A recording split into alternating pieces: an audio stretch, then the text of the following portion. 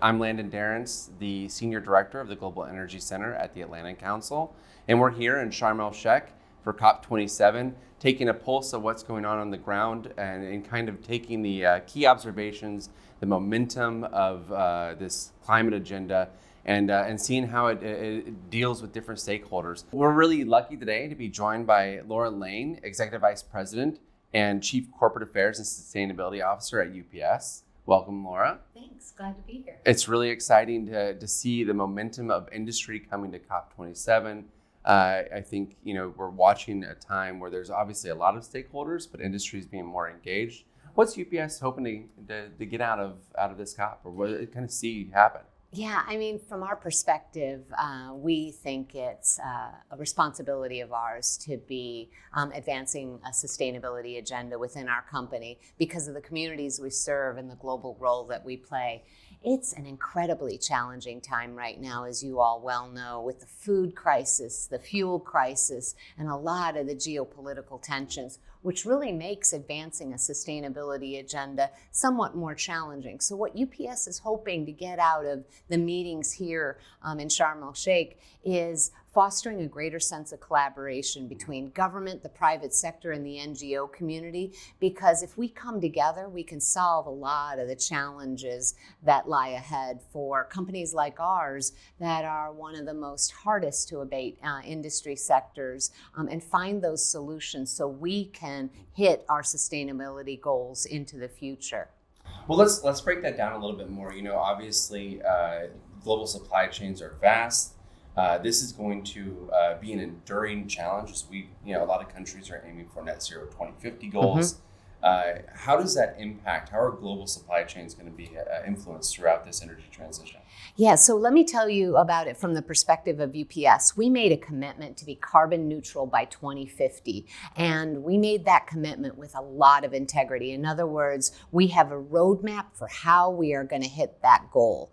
We have challenges, of course, because on the supply chain side, a lot of the solutions that are available right now, think about some of the electrification of our fleet, are hamstrung by some of the shortages in chips that go into a lot of these electric vehicles. And so we are trying to find other ways to be able to get the emissions out of our ground operations using other alternative fuel sources. We also have a lot of challenges in the air. A lot of people don't realize UPS operates in 220 countries and territories, and we have a multimodal network that supplies logistics solutions to companies all around the world. And 60% of our emissions come from the air. And as there's been a lot of discussions here already, getting those emissions out of the air is really challenging right now because there isn't enough sustainable aviation fuel to fly our planes around the world. And there really isn't a compelling, innovative solution yet for wide-body electric aircraft to be able to deliver around the world. And so UPS is talking with a lot of other like-situated companies to find ways to really incentivize production of sustainable aviation fuel, working with governments on that challenge, and also working with other innovative companies to develop these new solutions. So one of the really cool ones that I'm super excited about is our electric vertical takeoff and landing vehicles. And that's one way that we can start small to begin to deliver in the air on a fully electric basis to rural and super rural areas, or to fulfill commitments in the middle mile. So a lot of solutions that we're talking about in spite of the challenges that we have.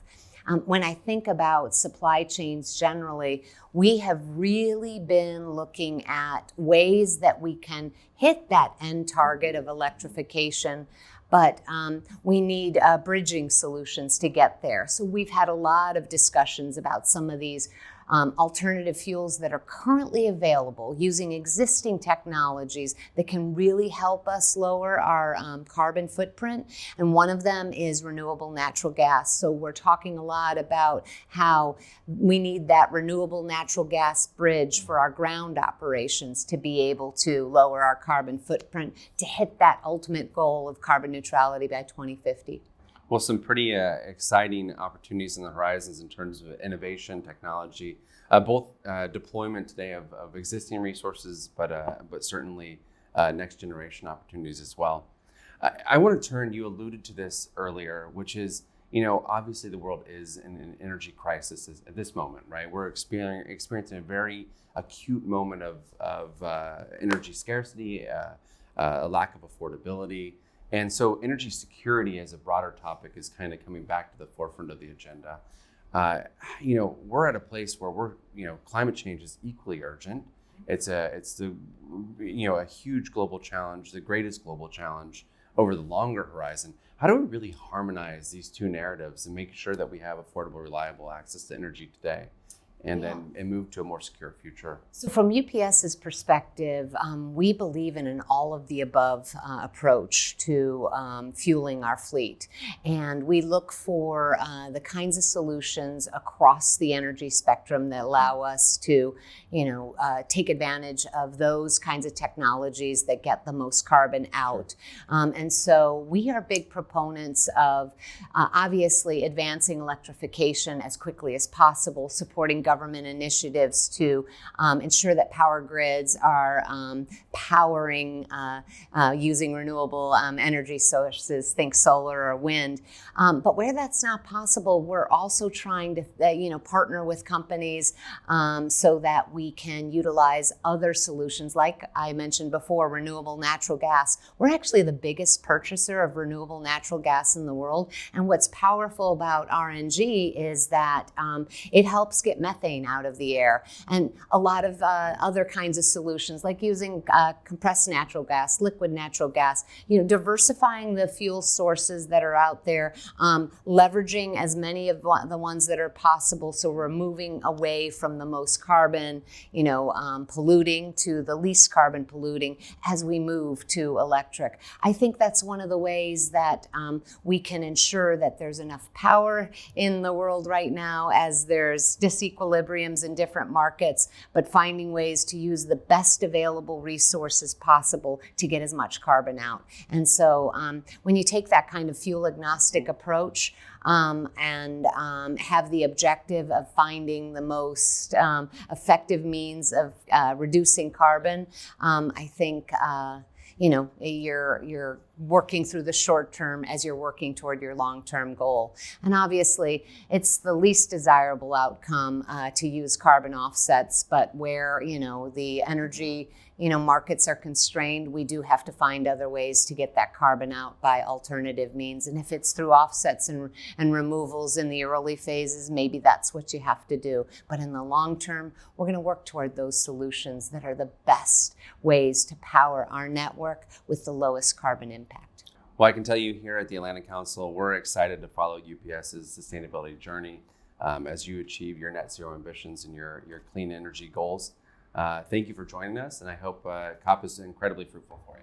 I think it is going to be, and I'm really looking forward to a lot of the government discussions, especially because we can't do this without government support. When I think about the partnership that's needed to be able to grapple with this climate challenge, we need governments working with us to create those incentives, to create the market for the sustainable aviation fuel that we need, to support some of the efficiencies that we want to bring out in our network through, air traffic control modernization, or creating the infrastructure that we need to run an all-electric fleet across the United States or around the world. I think when we do this together, we're going to be unstoppable in terms of being able to achieve, this important goal of getting to net zero together. Well, that's super exciting. Thanks again. It's great to see you here today. Thanks.